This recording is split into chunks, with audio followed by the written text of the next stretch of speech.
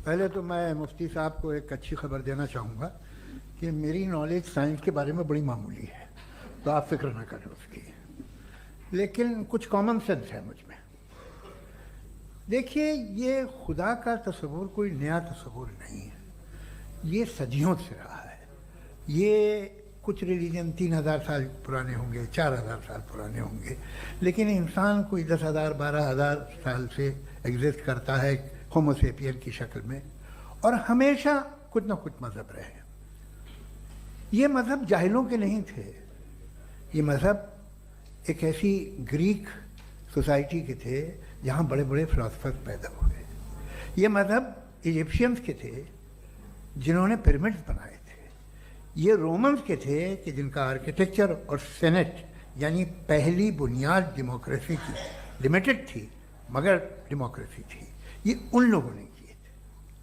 तो इनका जो जुपिटर था, रा था, ज़्यूस था, उन्हें उस पर इतना ही एतमाद था जितना आज किसी मजहबी आदमी को अपने खुदा पे होगा। क्रिश्चियनिटी आने से पहले यूरोप में एक मज़हब था जर्मेनिक रिलीजन। उसका एक खुदा था, उसकी एक बीवी थी, उसके 2 बेटे थे, एक बेटी थी। फिर जर्मनी में जब यूरोप में क्रिश्चियनिटी आई तो वो खुदा, उसकी बीवी और पूरे ख़ानदान चला गया। तो हमने, अगर हम हिस्ट्री देखें तो खुदा जो हैं वो ज़्यादातर फ़नी है, वो हमेशा रहे नहीं। और वो जो लोग इन्हें मानते थे उनको आप कहें वो तो जाहिल थे, उन्हें तो कुछ पता ही नहीं था, ऐसा नहीं है। वो अपने वक्त में बड़े काबिल लोग थे और अपने वक्त में उन्होंने बड़े बड़े काम किए हैं, फिलोसफर्स थे, साइंटिस्ट थे, लेकिन उनका मज़हब कहाँ गया, उनके खुदा कहाँ गए? आज जो खुदा हैं दुनिया में लोग उन्हें मानते हैं। आपको क्या मालूम कि कितने बरसों के बाद क्या होने वाला है? हम यूरोप में देखते हैं तो चर्च खाली हैं।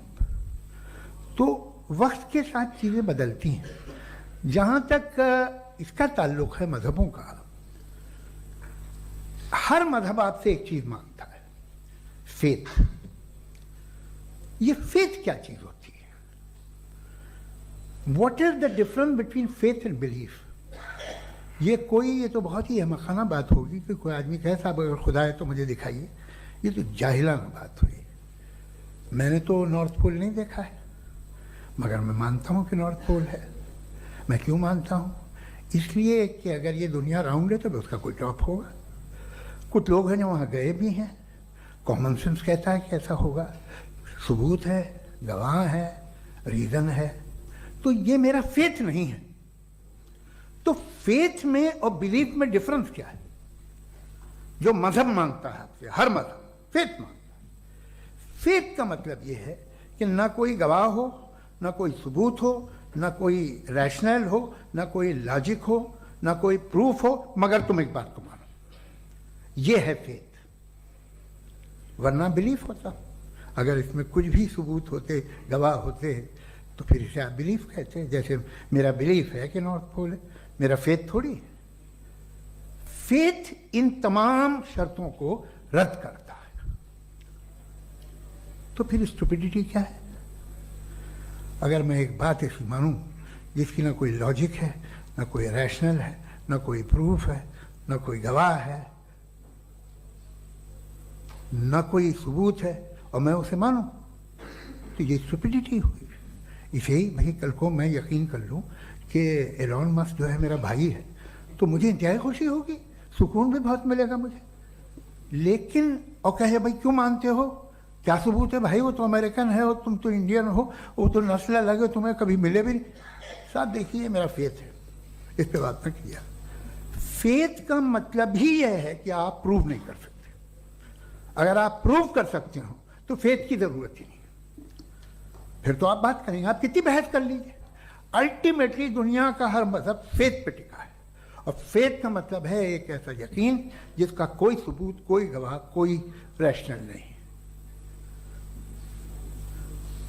अब आप ये कहें, क्या आप ये क्यों कह रहे हैं कि साहब ये कायनात किसने बनाई?